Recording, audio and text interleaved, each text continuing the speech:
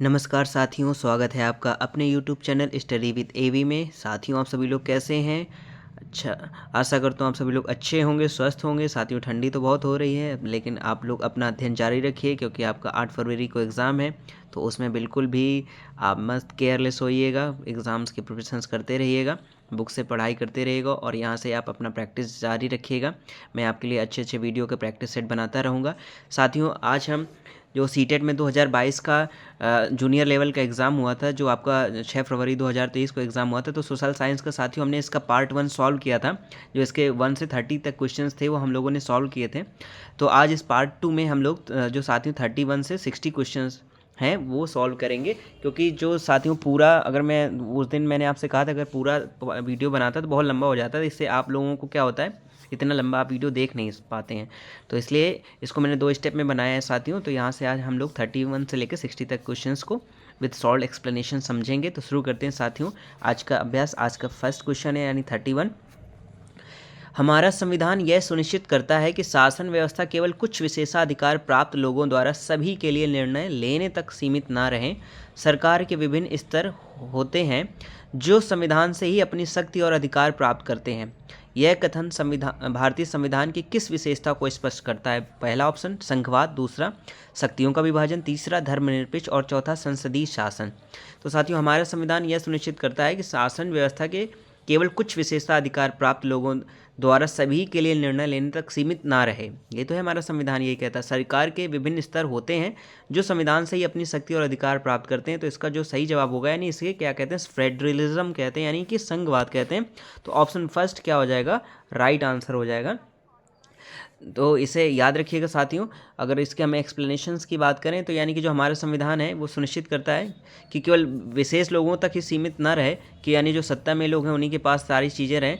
तो इसमें से इसलिए क्या बनाया, केंद्र और राज्य बनाया गया, यानी जिसमें एक केंद्र और कई राज्य शामिल होते हैं। संघवाद उसी को तो कहते हैं। तो संघवाद संविधान की मूल संरचना के स्तंभों में से एक है। जैसा कि सर्वोच्च न्यायालय ने एस.आर. बोमई बनाम जो आपकी भारत संघ मामले में जो डिसीजन दिया था उसमें बताया भी था कि राज्य संघ के महज उपांग नहीं है और संघ को यह सुनिश्चित करना चाहिए कि राज्यों की शक्तियों को कुचला नहीं जाएगा। ठीक है, तो ये है। अगले क्वेश्चन पर आते हैं, क्वेश्चन नंबर सेकेंड यानी 32। निम्नलिखित में से कौन सी स्थिति भारतीय शहर में आए प्रवासी मजदूर की अवस्था को सबसे अधिक दर्शाती है? पहला, बाबू शहर के मुख्य बाजार में एक पक्की दुकान का मालिक है जिससे उसे पूरे वर्ष आय होती है। दूसरा, राजन दिन में ठेले पर सामान बेचता है और रात में उसी ठेले पर सो जाता है। तीसरा, जॉय एक नए शॉपिंग मॉल में ब्रांडेड कपड़ों का शोरूम खोलता है। चौथा, वीणा एक अनधिकृत कॉलोनी में दंत चिकित्सालय चलाती है। तो यानी इसमें पूछा कि निम्नलिखित में से कौन सी स्थिति भारतीय शहर में आए प्रवासी मजदूर की अवस्था को सबसे अधिक दर्शाती है, यानी शहर के लिए आपसे पूछा है। तो इसमें जो सबसे यानी क्या है, जो सबसे बड़ी समस्या होती है वो क्या है कि जो गरीब लोगों के लिए होती है, यानी जो प्रवासी दूसरे शहर से या दूसरे प्रदेश से आते हैं शहरों में। तो यानी जो राजन दिन में ठेले पर सामान बेचता है और रात में उसी ठेले पर सो जाता है, तो यही जो है वो क्या है, दर्शाती है कि जो भारतीय शहर में प्रवासी मजदूरों की अवस्था को। तो ऑप्शन सेकंड क्या हो जाएगा, राइट आंसर हो जाएगा। Option second is the right answer. Next question 33। Putting out प्रणाली के संबंध में निम्नलिखित कथनों पर विचार कीजिए। पुटिंग आउट प्रणाली, पहला ए क्या है, यह प्रणाली भारत के अधिकांश बड़े उद्योगों में प्रचलित है। दूसरा, बी, इस प्रणाली में व्यापारी कच्चा माल उपलब्ध कराता है और तैयार माल प्राप्त करता है। सी, इस प्रणाली में कारीगर प्रायः अपने घर या कार्यशाला में कार्य करते हैं। तो पुटिंग आउट का मतलब होता है दो दादन व्यवस्था होती है, यानी कि जो जहाँ पे मतलब जाते नहीं हैं, जो हैं वो अपने घर से ही ज़्यादातर वर्क करते हैं लोग, तो उसे पुटिंग आउट प्रणाली कहते हैं। तो इसमें से आपको बताना है कि इसमें से कौन कौन से कथन सही हैं। तो आपको बताना है सही जवाब साथियों इसका क्या होगा। तो अगर दादन व्यवस्था यानी पुटिंग आउट की बात की जाए तो इसमें बुनकरों और व्यापारियों के बीच एक तदात्मक संबंध स्थापित होता है, जिसमें क्या करते हैं, व्यापारी लोग जो होते हैं वो कच्चा माल देते हैं और फिर उसको तैयार माल क्या कर लेते हैं, ले लेते हैं। तो ये दादन व्यवस्था भारत के अधिकांश क्षेत्रों में क्या होती है, बुनाई उद्योगों में प्रचलित। तो जैसे आप कश्मीर हो गया या जहाँ पे बुनाई इस्तेमाल, जैसे यूपी में है कई जगह पे, तो जैसे लखनऊ का चिकन वगैरह हो गया, तो इसमें क्या करते हैं, जो कारीगर कच्चा माल दे देते हैं और काम करने वालों को फिर उनसे माल तैयार करके ले लेते हैं और उनको इसके एवज में पैसे देते हैं। तो इसमें बुनकर अधिकतर अपने घर में ही कार्य करते हैं। तो यानी कि जो बड़े उद्योगों में प्रचलित नहीं है, यानी भारत के अधिकांश बड़े उद्योगों में प्रचलित, तो ए तो नहीं होगा इसमें से, तो आपका ए है वो नहीं हो जाएगा। तो ये इसको आप क्रॉस करते चलिए। अब बी पे आते हैं। इस प्रणाली में व्यापारी कच्चा माल उपलब्ध कराता है और तैयार माल प्राप्त करता है, यानी ये आपका सही होगा। सी, इस प्रणाली में कारीगर प्राय अपने घर या कार्यशाला में कार्य करते हैं, बिल्कुल सही है। तो इसमें से देखिए बी और सी सही है, तो देखिए ऑप्शन में इसमें कौन सा आपको उपयुक्त विकल्प लग रहा है, तो ऑप्शन नंबर थर्ड जो होगा वो आपका राइट आंसर, यानी बी और सी दोनों सही हैं, ये और यानी कि ए इसमें से नहीं होगा, तो ये आपका ऑप्शन थर्ड इसमें राइट आंसर है। Next question 34। प्रदर्शन के दौरान, यानी कि कहीं भी प्रदर्शन जैसे होता है, एक विरोध प्रदर्शन करते हैं, यानी विरोध प्रदर्शन के दौरान पुलिस द्वारा हेक्टर पीटरसन की हत्या की घटना किस ऐतिहासिक संघर्ष से संबंधित है? पहला, अमेरिका में नस्ल भेद के विरुद्ध संघर्ष, दूसरा, नेपाल में राजतंत्र के विरुद्ध संघर्ष, तीसरा, दक्षिण अफ्रीका में रंग भेद नीति के विरुद्ध संघर्ष, और चौथा, अल्जीरिया में उपनिवेशवाद के विरुद्ध संघर्ष। तो यानी कि जब विरोध प्रदर्शन हो रहा था, तो जो हेक्टर पीटरसन की जो उसमें हत्या हुई थी, तो किस ऐतिहासिक संघर्ष के दौरान हुई थी, ये आपसे पूछा है। तो वो हुई थी साथियों जो दक्षिण अफ्रीका में रंग भेद नीति के विरुद्ध जब संघर्ष चल रहा था, तो ऑप्शन थर्ड क्या हो जाएगा? राइट आंसर हो जाएगा, ऑप्शन थर्ड राइट आंसर हो जाएगा। तो ये घटना कब हुई थी? यानी कि जब दक्षिण अफ्रीका में रंग भेद के खिलाफ बहुत ज़्यादा प्रदर्शन हो रहा था, लोग इसके खिलाफ खड़े हो रहे थे, तो रंग भेद प्रणाली ने लोगों को उनकी त्वचा के रंग के आधार पर क्या किया था? विभाजित किया था। उससे कार्य, यानी कि जो काले लोग होते थे उनसे अच्छे व्यवहार नहीं किया जाता था। तो इसके लिए 1994 में क्या हुआ? दक्षिण अफ्रीका में स्वतंत्रता प्राप्त की और एक नए संविधान का निर्माण किया, जिसमें रंग भेद पूरी तरह से वहाँ प्रतिबंधित कर दिया गया। इस निर्मित संविधान को वहाँ पे समान अधिकार के तौर पे मतलब देखा जाता है।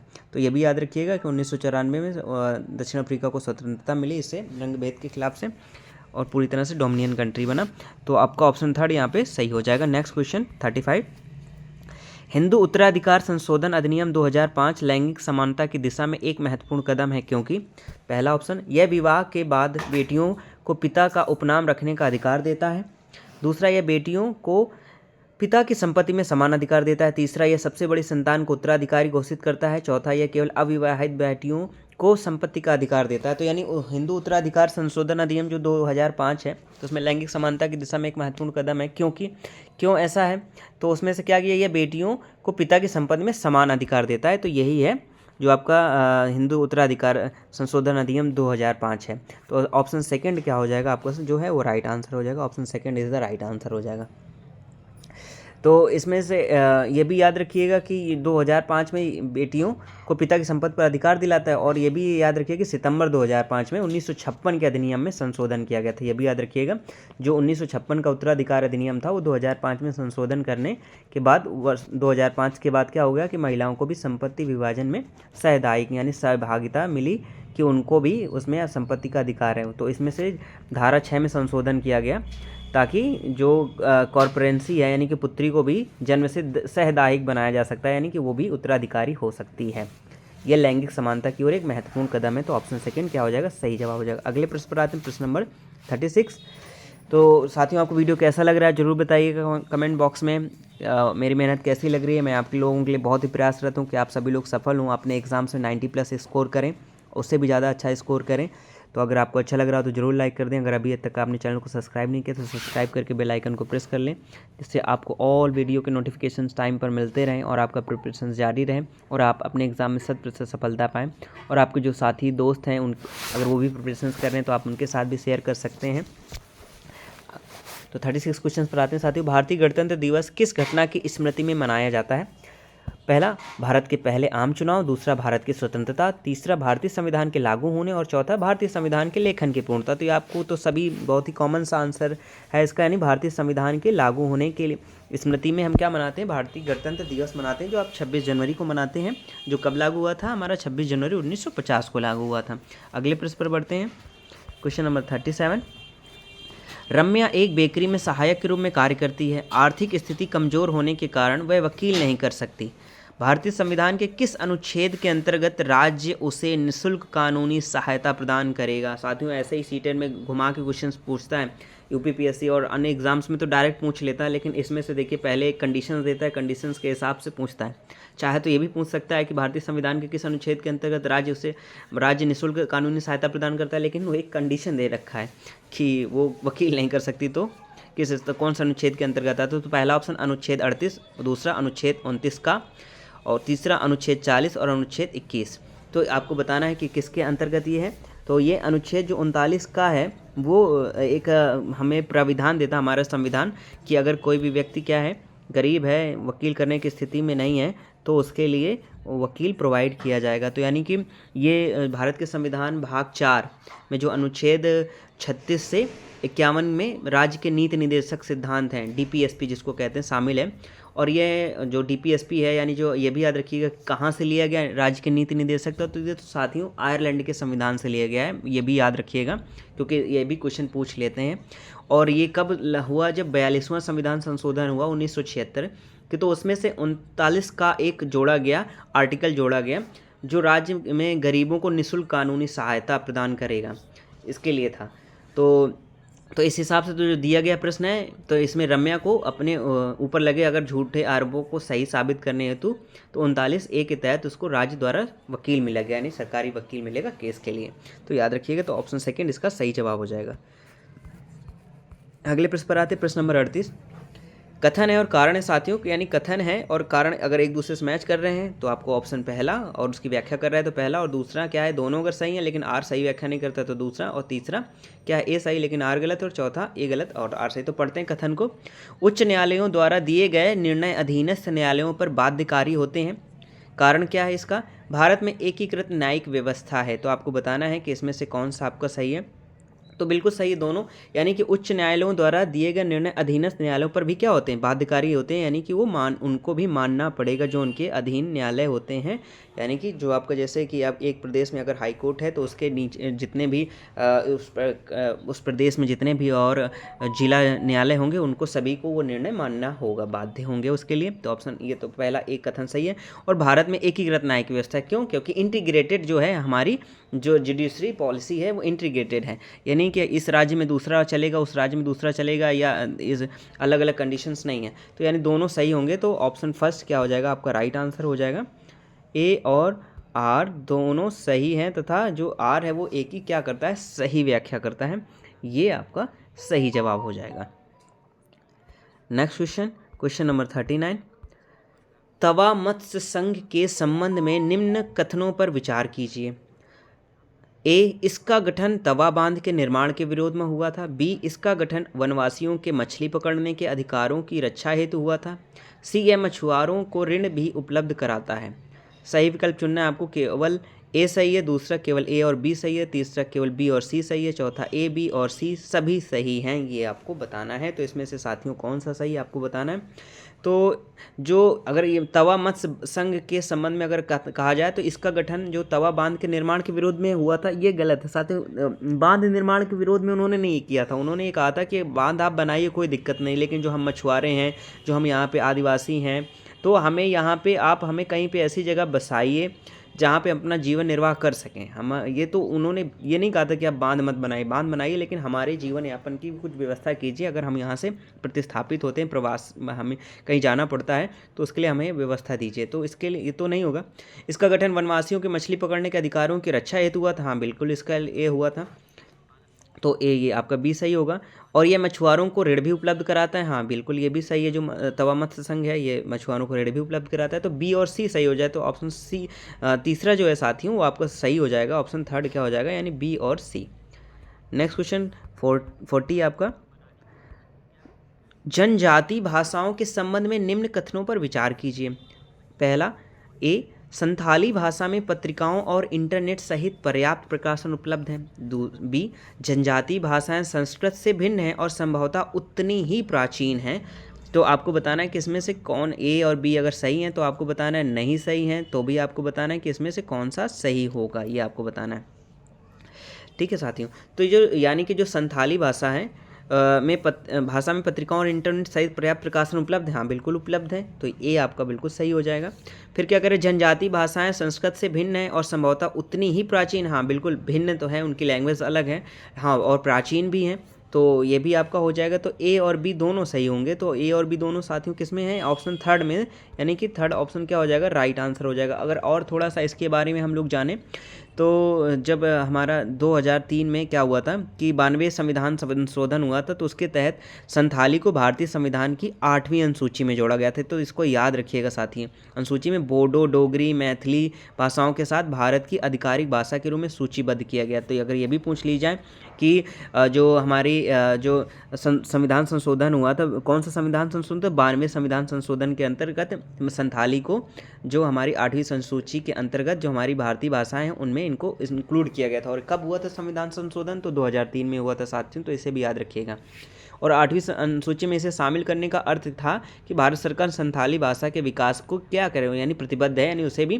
तो इसके लिए उन्होंने फिर क्या किया कि संथाली भाषा को इंटरनेट और इसकी पत्रिकाएं भी शामिल कराई, जिससे लोगों तक इसकी पहुंच हो सके जो इनको जानने वाले हैं। और जो भारत की वर्ष 2000 की जनगणना में भी हुई, तो उसके अनुसार जो देश भर में संथाली बोलने लगभग 70 लाख से अधिक लोग हैं। तो जनजातीय भाषाएं संभवतः पुरानी भी हैं और संस्कृत के लगभग यानी कि डिफरेंट भी हैं, संस्कृत से बिल्कुल मैच नहीं करती हैं। तो इसे याद रखें, नहीं यानी कि आपका क्या हो जाएगा? ए और बी दोनों सही होंगे। नेक्स्ट क्वेश्चन 41, निम्न का मिलान कीजिए। ये आपका है साथियों, मैं इसको साइड में नहीं कर पाया क्योंकि प्रिंट नहीं हो पा रहा, लिखने में दिक्कत आ रही थी, तो साइड बिल्कुल नहीं, तो आप थोड़ा सा इसको समझ लीजिएगा। निम्न का मिलान कीजिए, स्तंभ एक्स अधिगम पद्धतियाँ और स्तंभ वाई में अर्थ है उसका, यानी ए है व्यवहारवादी, बी संरचनावादी और सी बहुविषयक और डी अंतर्विषयक। आपको मिलान करना है, एकीकृत ज्ञान और सीमित तथ्यों का संचय, और तीसरा विषय स्वतंत्र रहते हैं, और चौथा आपका शिक्षार्थी केंद्रित है। तो इसमें आपको बताना है कि कौन किससे आपको मैचिंग मिलानी है साथियों, तो कौन किससे मैच कर रहा है, मिलाना है आपको। तो आपको इसका सही जवाब बताना है, क्या होगा? तो इसके ऑप्शन नीचे दे रखे हैं, थोड़ा इसको और थोड़ा मैं छोटा कर रहा हूँ, तो आपको आप एग्जैक्ट दिखेंगे। अब ऑप्शन से आप मिलाइए कौन किसके साथ मैच कर रहा है। तो यानी कि जो व्यवहारवादी होती है साथियों, वो कैसी होती है? वो एक सीमित तथ्यों का संचय है। तो व्यवहारवादी यानी सीमित, यानी कि मिलाते चलते हैं हम लोग साथ में। तो व्यवहारवादी क्या है? हमारी सीमित तथ्यों का संचय, तो ये हमारा ए सेकंड से मिल जाएगा। फिर उसके बाद क्या कह रहे हैं? संरचनावादी जो है वो, यानी कि संरचनावादी जो होती है इंटीग्रेटेड नॉलेज होती है बिल्कुल, तो यानी कि जो बी हो जाएगा हमारा वो ए के साथ मैच करेगा। ठीक है साथियों, बी जो हो जाएगा हमारा, नहीं, बी हमारा साथियों ए के साथ नहीं मैच करेगा। यहाँ पे हाँ व्यवहारवादी पे आते हैं। तो व्यवहारवादी आपका हो जाएगा सीमित तथ्यों का संचय, ये हो जाएगा।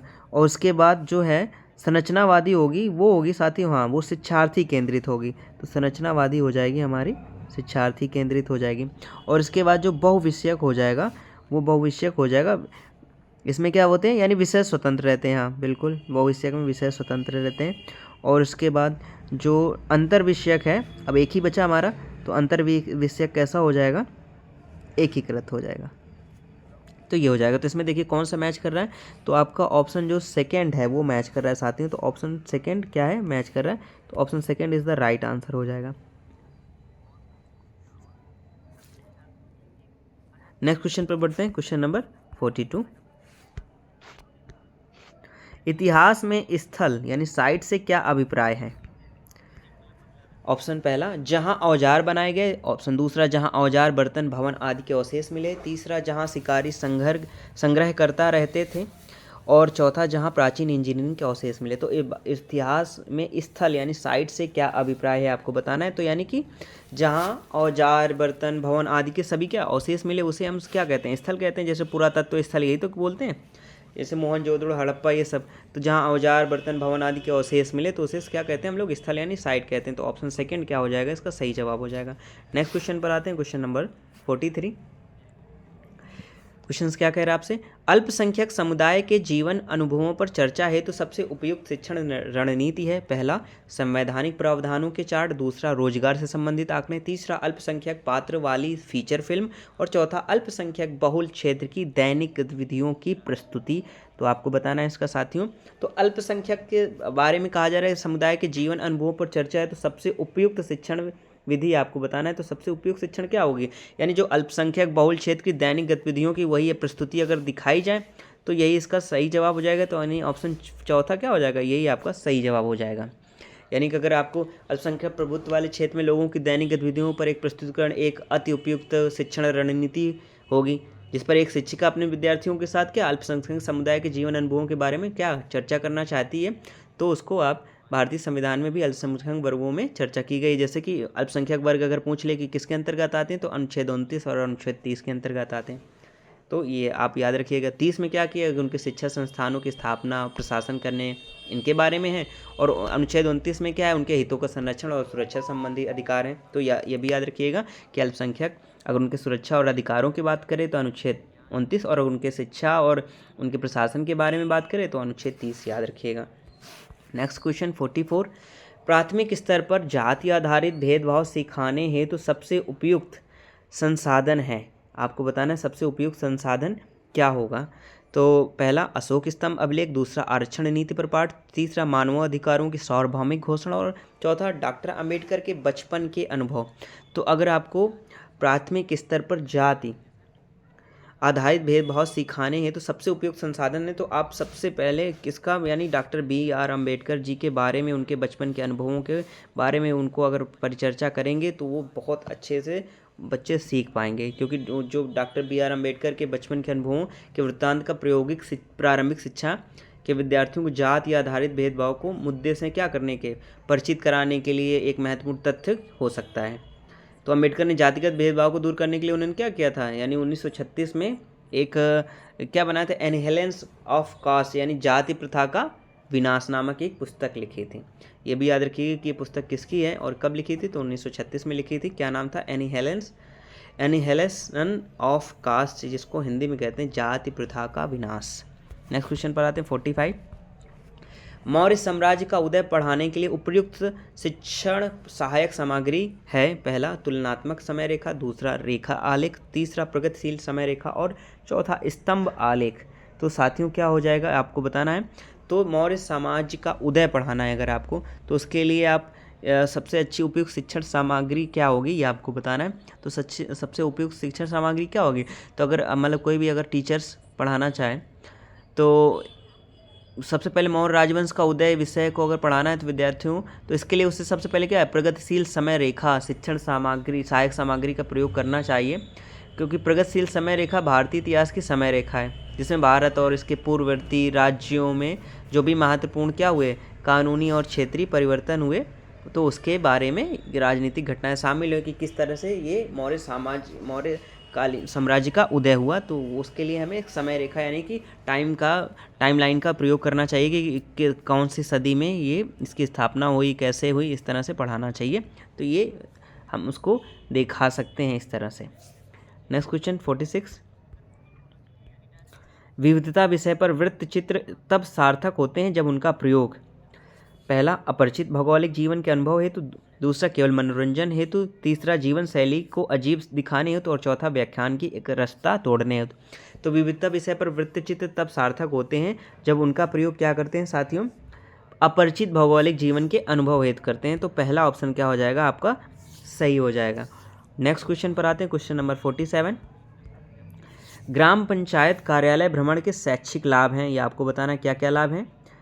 ए, प्रत्यक्ष जानकारी। बी, विषय पूरकता। सी, सामुदायिक जीवन से जुड़ाव। और डी, घटनाओं को दर्ज करने की रूपरेखा। तो इसका सही विकल्प आपको चुनना, पहला A, B और D, और दूसरा A, B और C, और तीसरा A, C और D, और चौथा क्या, केवल A। तो आपको बताना है इसका सही जवाब क्या होगा। तो इसका सही जवाब होगा, यानी प्रत्यक्ष जानकारी तो मिलती है, बिल्कुल सही जवाब है। और विषय की पूरकता भी होती है, ये भी सही जवाब हो जाएगा। और उसके साथ साथ क्या होता है, सामुदायिक जीवन से जुड़ाव भी होता है, बिल्कुल। घटनाओं को दर्ज करने की रूपरेखा, तो रूपरेखा से, क्योंकि यहाँ पे प्राइमरी के बारे में बात हो रही यहाँ पे, तो उसमें रूपरेखा की कोई ज़रूरत नहीं है कि रूपरेखा बनाने की, तो यहाँ पे ये डी ऑप्शन उपयुक्त नहीं है इसके लिए।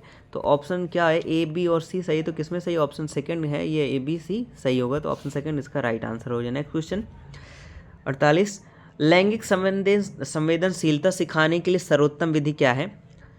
पहला चर्चा, दूसरा प्रदर्शन, तीसरा व्याख्यान और चौथा प्रश्नोत्तर।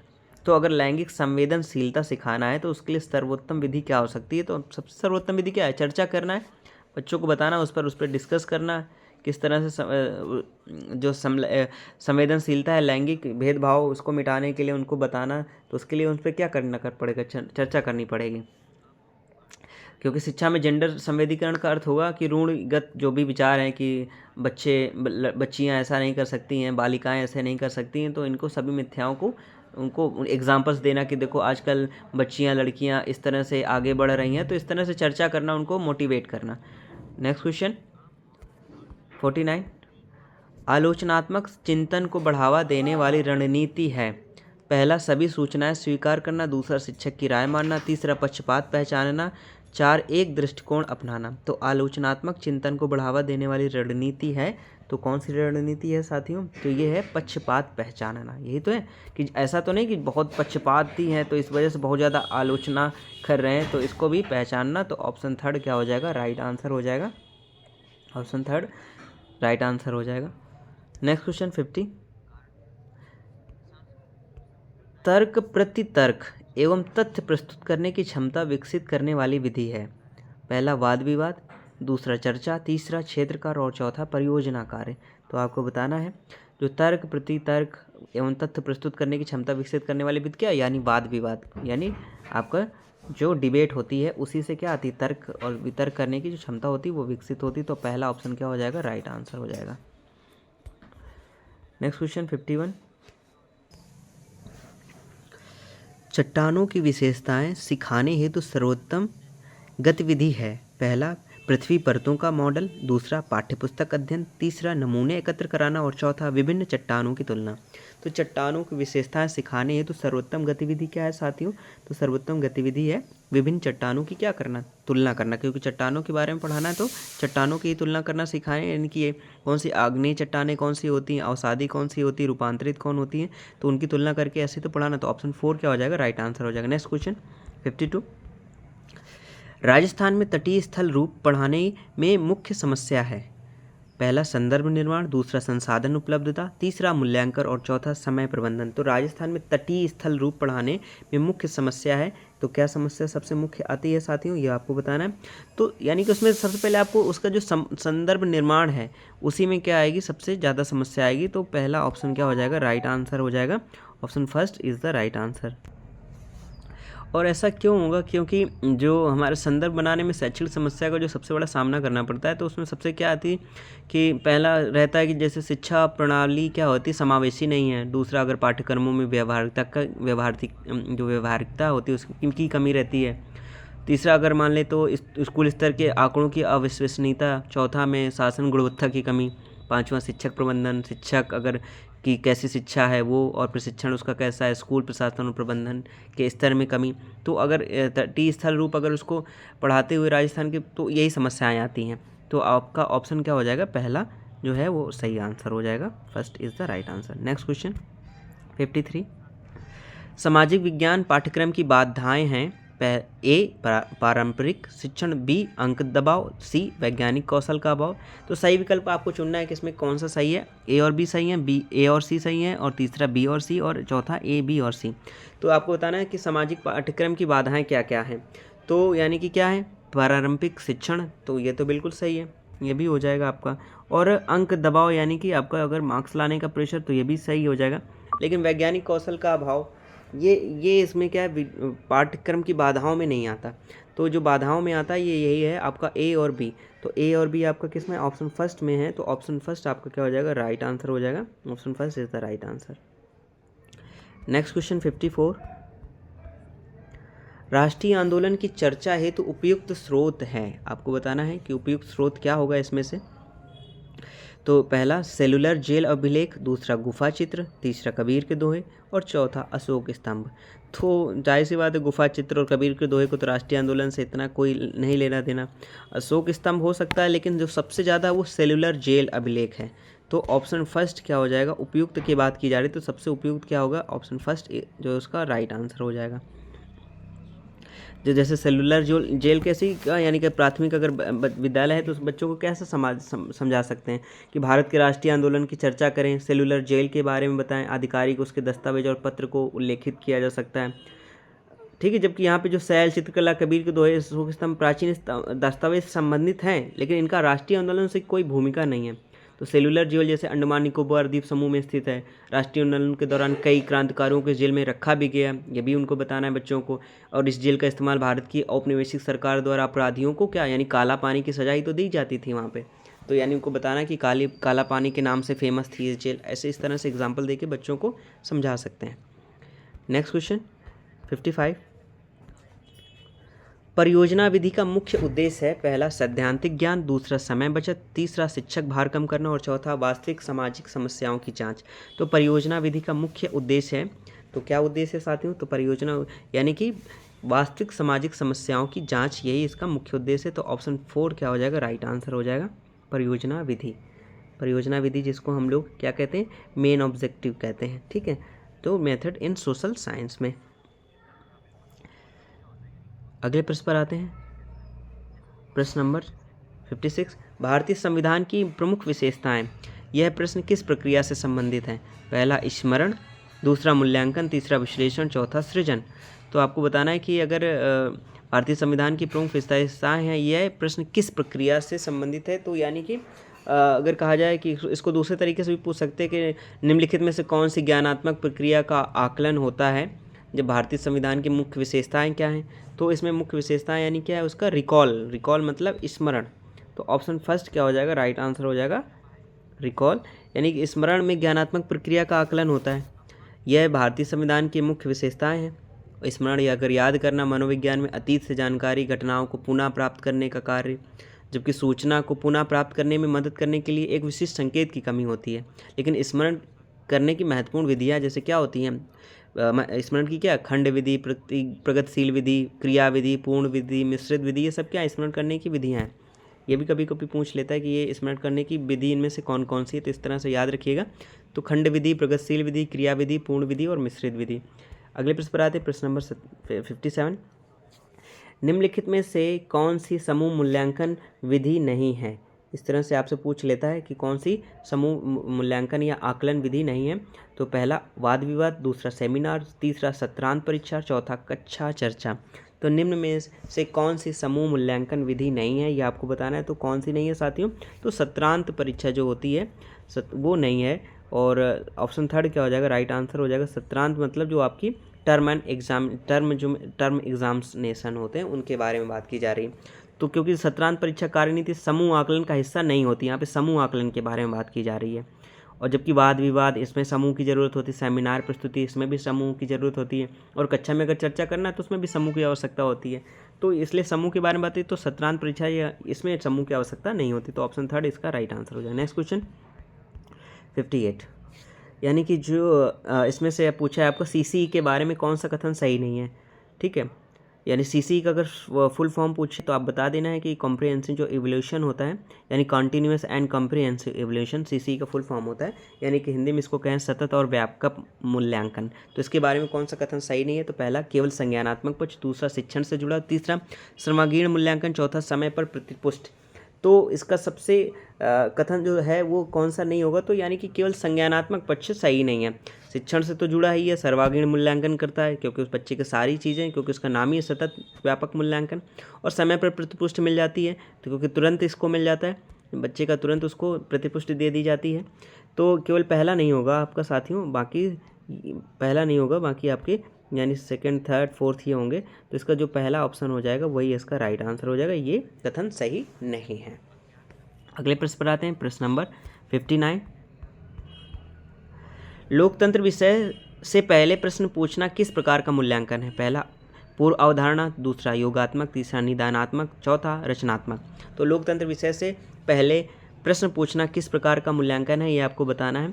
अगर जैसे मतलब लोकतंत्र विषय को शुरू करने से पहले पूछा जाए, एक अध्यापिका कक्षा में अगर इससे संबंधित प्रश्न पूछती है तो वो किस तरह का आकलन कर रही है। तो पहला आपको बताना पूर्व अवधारणा, दूसरा योगात्मक, तीसरा निदानात्मक, चौथा रचनात्मक। तो यानी किस प्रकार का मूल्यांकन है ये आपको बताना है। तो ये पूर्व अवधारणा, क्योंकि यहाँ पे बच्चों की क्या पूर्व अवधारणाएं हैं उनसे रिलेटेड, तो यानी बच्चे क्या लोकतंत्र के विषय में जानते हैं उसके बारे में, यानी वो ये जानना चाहती है। तो क्या हो जाएगा, पहला ऑप्शन इसका सही जवाब हो जाएगा। तो साथियों आपको वीडियो कैसा लगा ज़रूर बताइएगा मेरे प्यारे साथियों, मेरी मेहनत कैसी लगी वो भी बताइएगा, अपना स्कोर बताइएगा, आपका स्कोर क्या रहा। आप सभी लोगों की डिमांड थी कि सर प्रैक्टिस सेट कराइए, और ये बात सही भी है कि प्रैक्टिस सेट अगर आप पिछले 10 सालों के करते हैं तो आपके 90+ मार्क्स कोई नहीं ले सकता, क्योंकि ज़्यादातर साथियों 70 से 80% मार्क्स रिपीटेड ही रहते हैं, तो थोड़ा सा घुमा फिरा कर देते हैं। तो अगर आप केवल प्रैक्टिस सेट, आपके पास ज़्यादा टाइम नहीं रहता है कि आप, क्योंकि अगर आप वर्किंग है या बहुत आपके पास जॉब करते हैं, टाइम नहीं रहता, टाइम की कमी रहती है, तो आप आते जाते ट्रैवल करते समय या आप जॉगिंग करते समय, खाते समय आप केवल वीडियो चला के केवल बैठ जाइए, 1 से 2 बार सुन लीजिए, आपको सारी चीज़ें कंठस्थ हो जाएंगी। और अगर आपके पास टाइम मिले तो आप बुक से भी पढ़ते जाइए, तो आपको 100% सफलता मिलेगी। तो साथियों वीडियो कैसा लगा, अच्छा लगा तो लाइक कर दीजिएगा, चैनल को सब्सक्राइब नहीं किया तो सब्सक्राइब करके बेल आइकन को प्रेस कर दीजिएगा। और अगर आप चैनल पे पहले बार ज्वाइन किया है तो प्लेलिस्ट बनी हुई साथियों चैनल पर, आप जाके यहाँ पे सीटेट के सारे आपको सिलेबस जो भी हैं एग्ज़ाम्स के पैटर्न्स हैं वो, और जितने भी आपको सब्जेक्ट हैं वो सभी वीडियो पड़े हुए आपको सभी यहाँ पे मिल जाएंगे, तो आप वहाँ से जाके देख सकते हैं। अच्छा लगे तो अपने दोस्तों के साथ भी साथियों शेयर करिएगा। आज के अंतिम प्रश्न पर आते हैं। आज का लास्ट क्वेश्चन है 60। एक अच्छा पोर्टफोलियो होता है ए उद्देश्यपूर्ण, बी गतिविधि आधारित, सी दीर्घकालिक संकलन। तो इसमें सही विकल्प चुनना है ऑप्शन ए और बी, दूसरा बी और सी, तीसरा ए और सी, और चौथा ए बी और सी। तो ये इसमें पूछा है कि एक अच्छी तरह से डिजाइन किया गया पोर्टफोलियो होना चाहिए, तो कैसा होना चाहिए। तो उद्देश्यपूर्ण, गतिविधि आधारित और दीर्घकालिक, तो बिल्कुल सही है साथियों, सभी तरह का होना चाहिए। उद्देश्यपूर्ण होना चाहिए, गतिविधि आधारित होना चाहिए, दीर्घकालिक संकलन यानी जिसको दीर्घकाल लंबे समय तक रख सकें, तो यानी सभी होंगे। तो ए बी और सी सभी सही होंगे। तो साथियों ये हमारा जो 2022 का सीटेट का एग्ज़ाम हुआ था फरवरी में, उसका ये हमारा प्रैक्टिस सेट था सोशल साइंस का, जो आपके पार्ट 2 था, क्योंकि पार्ट 1 इसमें हो चुका है, पार्ट 2 है साथियों ये। तो इसका पार्ट 1 भी आप जाके चैनल में प्लेलिस्ट बनी, वहाँ पे जाके आप देख सकते हैं, विजिट कर सकते हैं। वीडियो अच्छा लगा तो लाइक कर दीजिएगा, चैनल को सब्सक्राइब कर लीजिए साथियों। Thank you so much.